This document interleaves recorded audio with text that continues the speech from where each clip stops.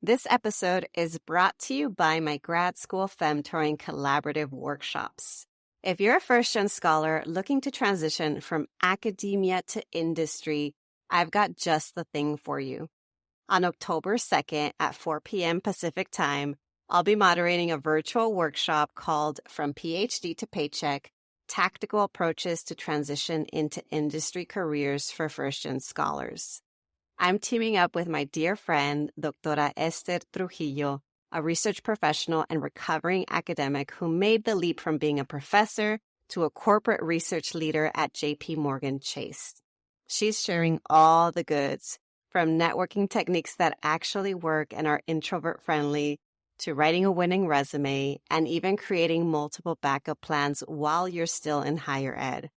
Plus, there's a Q&A session where we'll address all of your specific concerns.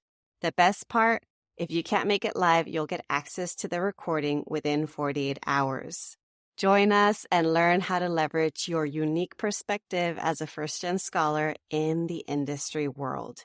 Register now at the link in the show notes or go to gradschoolfemtoring.com/shop. And to thank you for being a loyal listener, you can use code FEMTORING, that's right, FEMTORING, to get 10% off. See you there.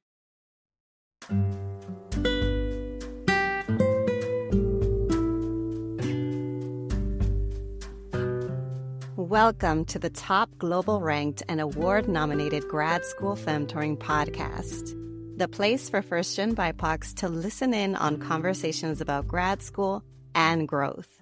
In this podcast, you'll learn about all things higher education, personal development, and sustainable productivity.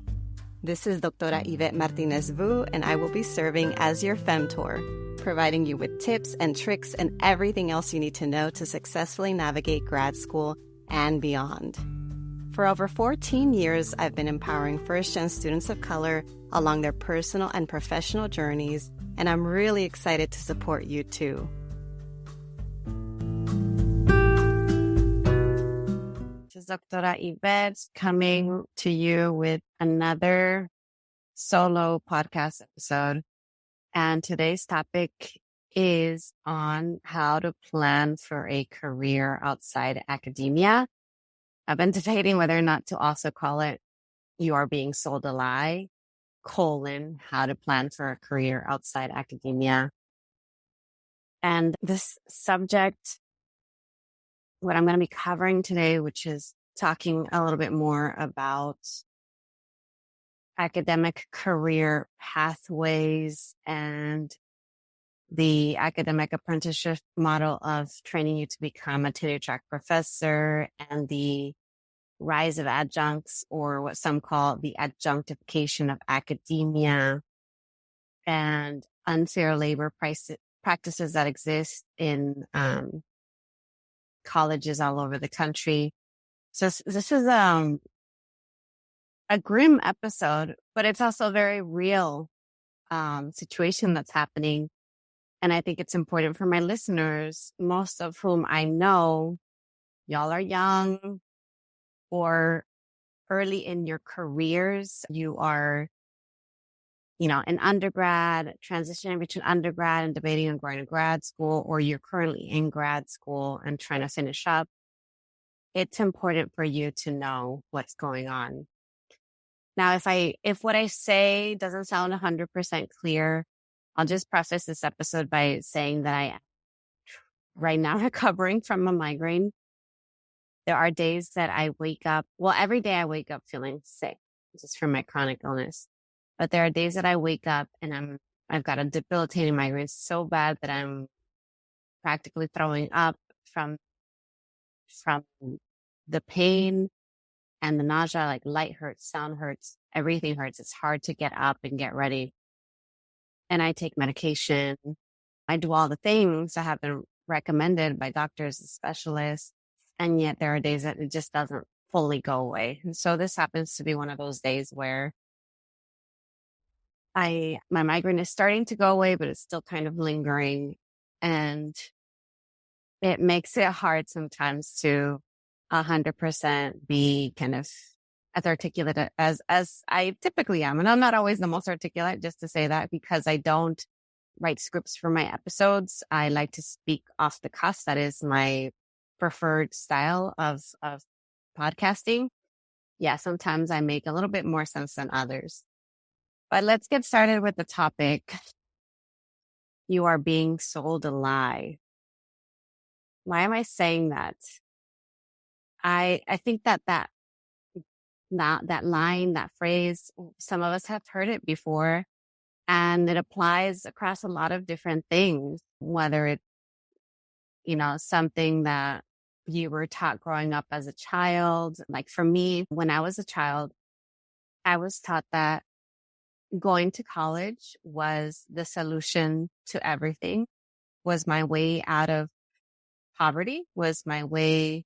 It would provide me with opportunities for advancement, and that was what you did. I mean, you went to college, and then from there you got a good job. And then from there you bought your home and lived a happy life. You live happily ever after. That was what I was taught. I didn't even know exactly like what college was. I didn't know how to get in, but it was just this big, big dream. Then when I got to college and I found out about undergraduate research, and I was admitted into one of the many pipeline programs to help folks go into academic careers, I was told that I would be a shoo-in and get a tenure-track job. And eventually, after 7 years or so, write my book, advance, get tenure, have job security for the rest of my life, and continue to study and teach and research all the things that I love. And that sounded really great.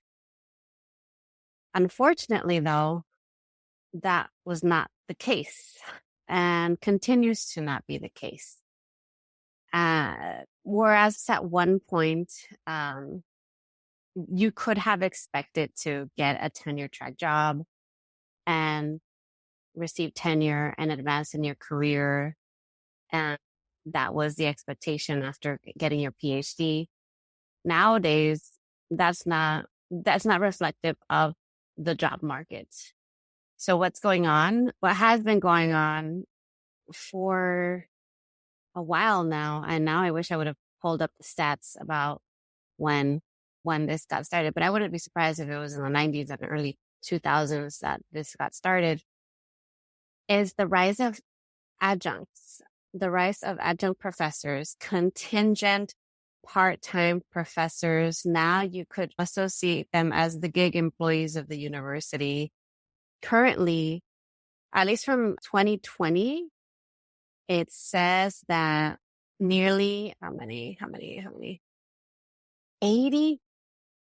Hold on. So nearly 80% of faculty members were tenured or tenure track in 1969. So I did pull up a number. This is from a study that was done in 2019 from an article that I found on The Atlantic that I'll make sure to include in my show notes. So 80% of faculty members were tenured or tenure track. This is in 1969. Then by 2019, 3/4 of faculty are non-tenured. This doesn't exactly say whether or not they're adjuncts, whether or not they're lecturers, or they're on the tenure track, but that's a lot of people that do not have job security. And I wouldn't be surprised if 2/3 or 3/4 of professors in 2021 are lecturers or adjunct professors, are part-time employees, and definitely not tenured. So of those adjunct professors, what's going on with them? Generally speaking, adjunct professors make below the poverty line in terms of the money that they get paid for the work that they do. In another article from Inside Higher Ed, from a study that was done, I think this was, I don't see the year here. Let me pull it up. Give me a second. So, where is from the American Federation of Teachers, and this was pulled up. This was from 2020. So an article written in 2020 was saying that nearly a third of adjuncts surveyed for this report that's cited in this Inside Higher Ed article. So nearly a third of adjuncts that they studied, that they surveyed, earn less than $25,000 a year. And that continues to be true. I mean, that's true among my friends and my colleagues and folks I know in my network who are adjunct professors. That is about what they make. And that's like across the board, regardless of cost of living. So regardless of if you live in California, New York, or in Ohio, Nevada, it's the same, which means that if you are making that much in a higher cost of living area, you're probably needing to rely on public assistance. And so that's nearly a third. So the other third makes less than $50,000 a year. Now, $50,000, and that's less. It may seem like a lot, but once you take out your benefits, taxes, and account for cost of living, again, it's not much at all. And another thing that came up this morning, because I was planning on recording this episode, and then I got a little bit delayed because I didn't feel well. And then a friend of mine sent me an article that came out in the LA Times this morning, just perfect timing. I guess it was meant to be because, you know, I was supposed to record it earlier and then I didn't. And then I waited and then this article came up. And so there's another article that from the LA Times. And this one, I'll just mention the title of it because I know this individual who wrote the article. So the article is, or I don't know her personally. Hopefully I can have this person on the podcast. But so this article is by Diane Nevares.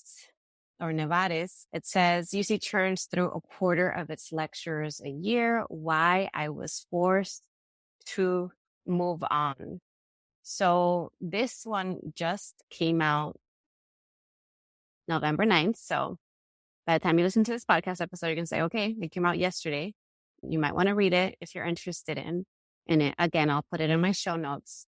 So in this article, the author is referring to the circumstances that led to her leaving her position as a lecturer at UC, I believe it's UC Irvine, and then goes on to discuss the ways that the UC Union currently is fighting to represent thousands of lecturers across the UC system. And they're fighting for basic things, what should be basic rights. They're fighting for fair compensation. They're fighting for reasonable workloads. They're fighting for pathways for promotion for folks who are non-tenured employees, non-tenured professors, adjunct professors, lecturers at universities in the UC system. And there were two quotes that that are hers that really kind of stayed with me that I want to share right now. One of them is her referring to lecturers and adjunct professors, and she says, quote, "We stand on perpetually shaky ground, burdened by unpaid work, salaries too low to afford to live in the communities where we teach, and always wondering if we'll still have a job next year." That could not be more telling of the situation and the circumstances that a lot of folks who get PhDs find themselves in. They think, oh, I'm just going to adjunct for 1 year so that I can be on the job market another year, so that I can eventually land that tenure-track job. And then another year passes, and then another year passes. And then all of a sudden they realize, oh my goodness, I'm 5 years out and I'm still making $25,000 a year. And when you think about all of the income that is lost, not just because of low wages and low salaries, but also because that means you haven't had opportunities to put money in your retirement accounts. And if you think about, if you're someone who's young, the income that's lost from the moment that you got your adjunct job to the moment that you might potentially retire. Let's say it's age 65, and you do the math of the compound interest. So I'm saying this because one of my friends recently did this and did the math because there was a cut to I think it was the match or the amount of, the match that's provided by her employer. And so she did the math and she's like, oh, they think that it's just an X percentage that they're cutting from us. But when you do the math and the compound interest and you take into account that I'm in my 30s and by that time I'm in my 60s, if I continue to save into her retirement accounts, she's losing close to $100,000. So that's $100,000 that she'll never get back. And so that's the same thing that's true for any young professional. If you think about all the time that you're potentially losing, all the money you're potentially losing because you're in a position where you're not getting paid your worth, you're not getting paid equitable increases, you have no pathway for promotion, they just expect you to stay in one place forever. So you're making the same amount, which means that you're making less every year because you need to account for inflation and prices of everything going up. So you make the same, you're actually losing money. You're not getting paid equitable merit increases. That's if you have a salaried job. And now if you're an adjunct professor, the circumstance might be as bad as you don't even know if you're going to have classes the following quarter, the following semester, the following term. Some folks are employed on a quarter by quarter or semester by semester basis. Some folks are employed by multiple universities, not just one. So all of a sudden they're handling hundreds, if not thousands of students that they're teaching each semester. And then those students going to them, telling them, I look up to you. You're the first POC that I've had. You're the first woman of color. You're the first Black one. You're the first Latina. You're the first Muslim, whatever it is, whatever those identities are that we just don't see enough in academia.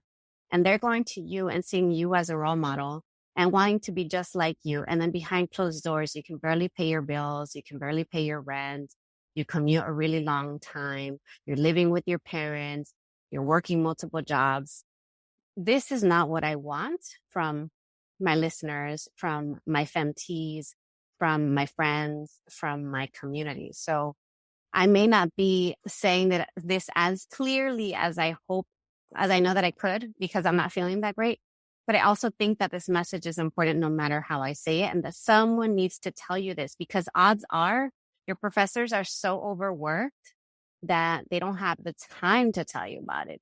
Odds are that if you're in programs that are preparing you to become a professor, they might not want to tell you this because they don't want to discourage you. And right now, the conversation that I'm having right now is not to discourage you, is to make you aware. The more you are informed, the better your decisions will be for your own kind of long-term career and life. So that's a situation that you're going to find yourself in. I don't anticipate it's going to get any better by the time that you graduate from your graduate program. And it's important for you to know so that you can make an informed decision when you do graduate with your master's, with your PhD, and someone offers you the position of being an adjunct professor, of being a lecturer, of being a part-time contingent employee of the university with little to no benefits. You want to think strategically if this is really going to be useful for you, and if not, what are your other options? So the other part of the title of today's episode is how to plan for a career outside academia. This is what I wish that we had more classes on in grad school. I wish we had more of this in our professional development workshops, because everything that I was ever taught for professional development was how to apply to fellowships, how to publish, how to prepare a job talk, and everything was for an R1 tenure-track position. How many of us actually got those jobs? Very few. How many of us are actually in tenure-track or are tenured? Very, very few. Only a small fraction of us. And there's nothing wrong with us. There's nothing wrong with you if you don't become a professor. It's a systemic issue. All right, so I want to leave you with some suggestions for what you can do if you are pursuing a PhD If you are still interested in applying to grad school, if you are trying to finish your dissertation and you're thinking about this as, wow, this is such a grim reality. What am I supposed to do now? You can plan for having options. That's kind of the best advice I can give you. And when you plan for options, it's completely up to you to decide whether or not to disclose this information to others in your program and with whom you feel safe enough to disclose it. Because I'm going to be honest, some people might treat you differently or might not support you to the best of their capacity if they find out that you no longer want to become a professor. It's unfortunate, but it happens, and I want you to be aware of that. So you get to decide whether or not you're going to pursue and prepare for other options and do it publicly or do it kind of on your own and only sharing it in safe spaces or with people that you deem safe for you to share this information. Okay, so what's one thing you can do to keep your options open? I think it's a good idea to set up a LinkedIn account. Why am I referring to LinkedIn? Because in the world outside of academia, there is a social networking site called LinkedIn where a lot of folks with jobs outside of higher ed like to hang out. And that's where a lot of folks who are recruiting for jobs outside of higher ed hang out too. And so LinkedIn is a great place for networking. It's a great place for finding jobs. There are actually settings on LinkedIn for you to share, whether or not you're open to work. And then they'll send you suggestions for the types of jobs that might be good for you, that are kind of open for you to apply to.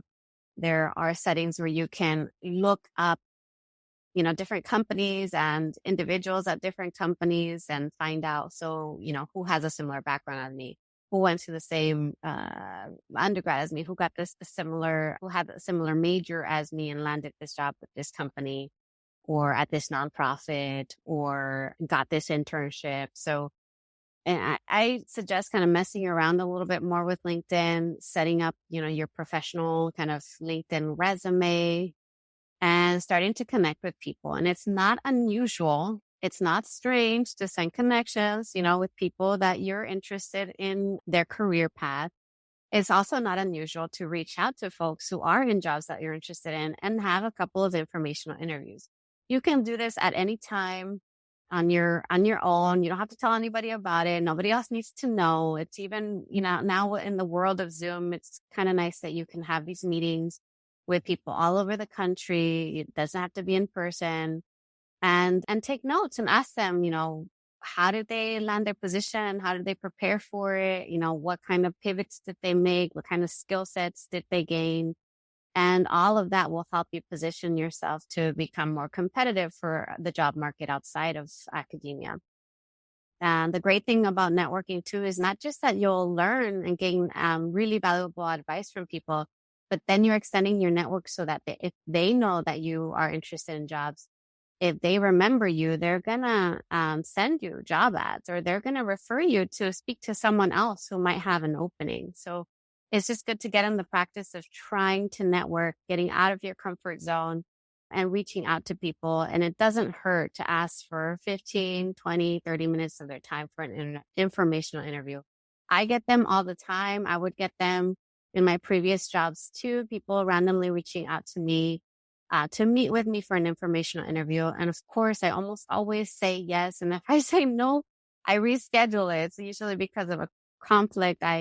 Most people, especially if they're in positions that you're interested in and if they're doing kind of work where they're helping others, I can't imagine them saying no. And if they do say no, then don't take it personally. Maybe something's going on for them and this is not a good time. So, try someone else. So the first kind of suggestion when it comes to keeping your career options open and preparing or planning for a career outside academia is to set up a LinkedIn account and start to use that resource.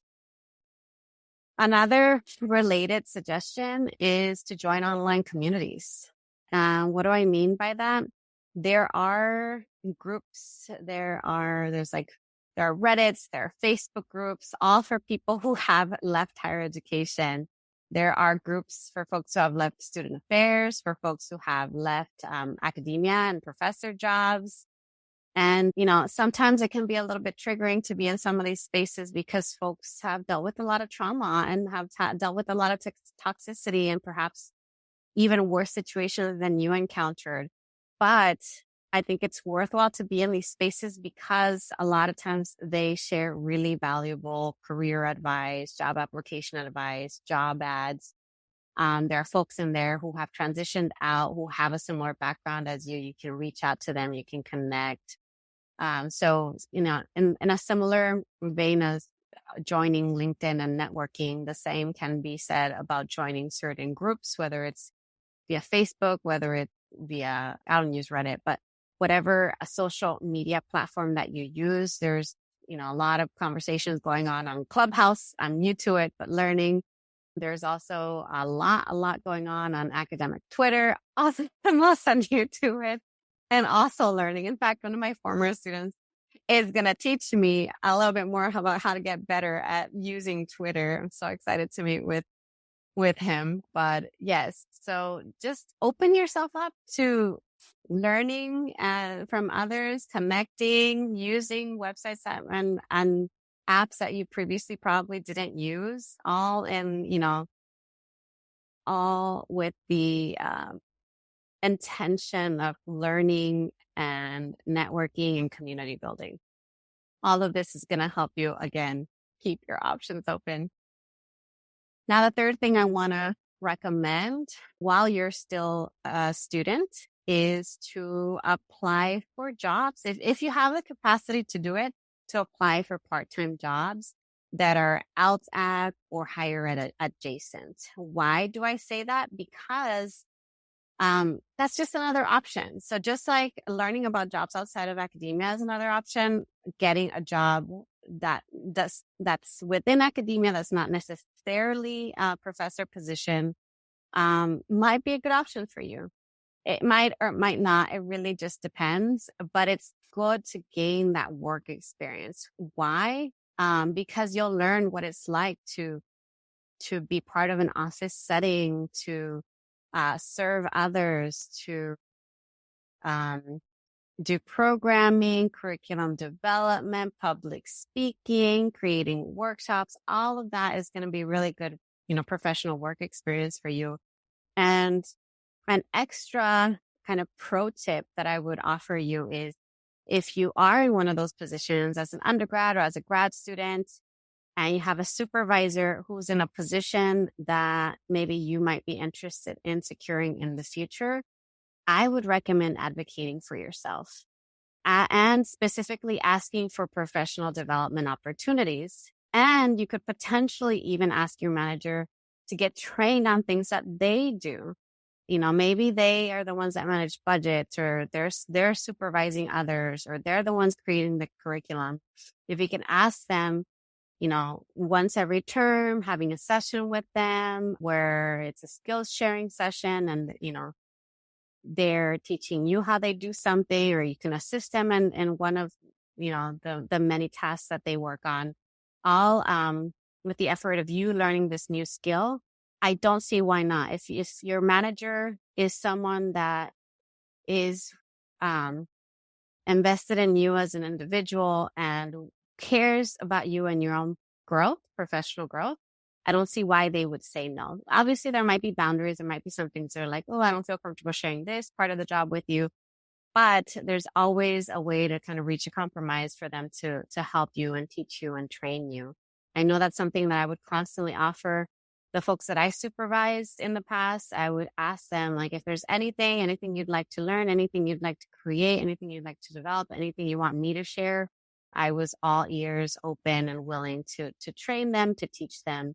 So that way, that was another thing to add to their resume, to their CV for future jobs. Now, actually, one thing that we did do was started to include grad students in the committee, like the review committees, and to interview students, all of that. So reviewing applications, interviewing folks, very, very good work experience for you if you can get that. Now, another thing that I want to offer as a suggestion, and again, if you have the capacity to do this, and this can happen both while you're a student or after you've graduated, is consider applying for internships and or signing up for volunteer opportunities in your industry of interest. So I say if you have the capacity, because it does take time and because some of these opportunities are both paid and unpaid. If you ask to volunteer somewhere, the expectation is that you're providing your time to assist them, and the compensation is not financial. The compensation is the experience of being there and helping them, possibly learning a thing or two while you're there. So internships, sometimes they're paid, sometimes they're unpaid. And even if they're paid, sometimes the hourly wage isn't that great. But again, you're there not necessarily for the money, but for the experience and for the skills and for the references, the connections that you're making with people there.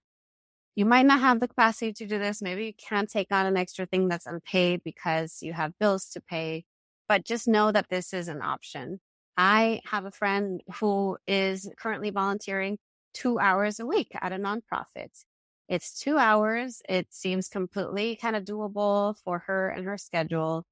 And it's going to provide her with really excellent experience to learn from the head of that nonprofit, how to run a nonprofit. So, don't ever think that, just because you're no longer a student or just because you don't have the capacity to take on another kind of part-time job or full-time job, that you can't do something else to prepare for jobs outside of academia.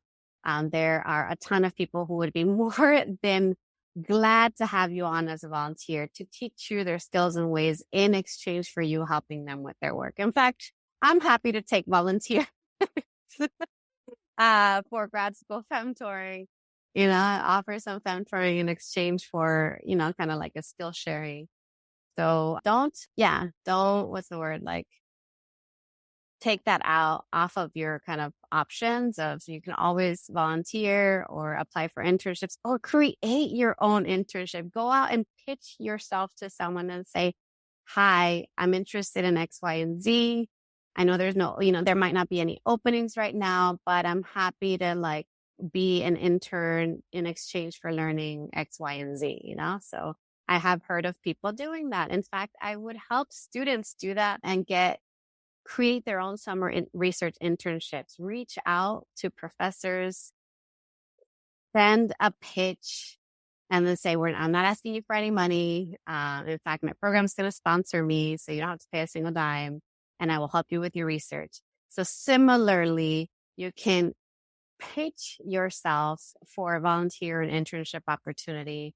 Again, it might not be paid, but it's going to be a finite period of time. It's only going to be a certain number of hours that you agree to doing it, and that you're going to get something out of it. And if it's that skill set, it's that connection, it's that reference with the person that you worked with. Okay, the last thing I'm going to say in terms of how to prepare for a career outside of academia is to always, always, always, even if you're pretty set on becoming a researcher, full-time researcher, and a tenure-track professor, even if everything's looking great, you're getting all the fellowships, you're publishing, everything, and you are just 100% committed to this, I just want you to, no matter what, always keep your options open. Please, please, please think about this seriously and think about me. Hopefully you have my voice in the back of your head of keep your options open. You never know what will happen. No matter what happens, it's not your fault. The state of academic jobs is pretty grim. There aren't enough jobs for everyone. You could be amazing, and there's just 1 year you're on the job market and there's no jobs for you, no jobs in your specialization. And that's just random. That can even be predicted from time to time. So keep your options open. Another thing I want to say is be okay with having your first job after undergrad or after grad school not be the perfect job for you. sometimes we also get sold this other lie that we have to do what we love for a living, and that we have to do what we love, and then it won't feel like a job. And trust me, no matter what, even if you do what you love, there are parts of it that will always feel like a job. But it's important to be okay with landing jobs that are stepping stone jobs. That maybe it's not the perfect job, but it's going to help you in the way to get to the next job that's going to be better, that hopefully may be close to your ideal kind of perfect job. So let me give you an example of that. Maybe you are a recent PhD graduate and you didn't secure a tenure-track job, and you've been adjuncting and you're debating on getting a full-time job, but you really want to become a director or an assistant director of a program at a university or of a nonprofit, or you want to become the CEO of your own company, or you're there, like mentally you're there. You're like, I got my PhD. What did I spend all this time and money for? It took me 6-8 years to get this. Yes, you might feel like you're ready, but if you don't have the connections and the networks, you might not land that first perfect job, but maybe you can land that stepping stone job. So what is the stepping stone job? You can land a job as an advisor, as a coordinator, as an assistant director, as what other jobs? I'm trying to think of job titles that are adjacent to the titles that I just mentioned right now, as someone who does community outreach, or someone who's helping with marketing, or someone who's helping with user experience, or maybe you land a job in ed tech. Or maybe even your first job is an internship and you're an assistant. Maybe you're a virtual assistant or an assistant to someone who's starting a company. And don't kind of dismiss that. Like, that is excellent learning experience. Again, you have to measure what you can and can't accept when it comes to your salary. But if you've already been accustomed to making